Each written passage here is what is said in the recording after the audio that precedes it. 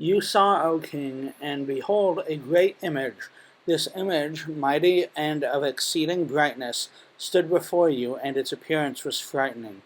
The head of this image was of fine gold, its chest of arms and arms of silver, its middle and thighs of bronze, its legs of iron, its feet partly of iron and partly of clay. As you looked, a stone was cut out by no human hand, and it struck the image on its feet of iron and clay, and broke them in pieces. Then the iron, the clay, the bronze, the silver, and the gold, altogether, were broken in pieces, and became like the chaff of the summer threshing floors. And the wind carried them away, so that not a trace of them could be found. But the stone that struck the image became a great mountain, and filled the whole earth. This was the dream. Now we will tell the king the interpretation. You, O king, the King of kings, to whom the God of heaven has given the kingdom, the power, and the might, and the glory, and into whose hand he has given, wherever they dwell, the children of man, the beasts of the field, and the birds of the heavens, making you rule over them all. You are the head of gold. Another kingdom inferior to you shall arise after you, and yet a third kingdom of bronze, which shall rule over all the earth.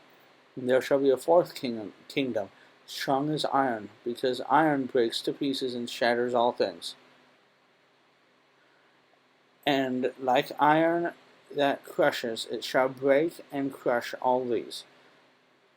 And as you saw their feet and toes, partly of potter's clay and partly of iron, it shall be a divided kingdom, but some of the firmness of iron shall be in it, just as you saw the iron mixed with the soft clay. And as the toes of the feet were partly iron and partly clay, so the kingdom shall be partly strong and partly brittle.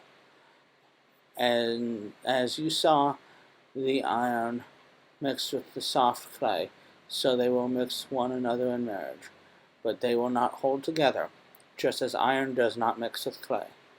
And in these days of those kings, the God of heaven will set up a kingdom that shall never be destroyed, nor shall the kingdom be left to another people. It shall break in pieces all these kingdoms, and bring them to an end, and it shall stand forever.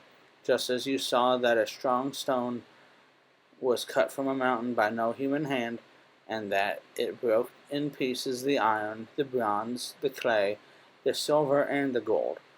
The great God has made known to the king what shall be after this.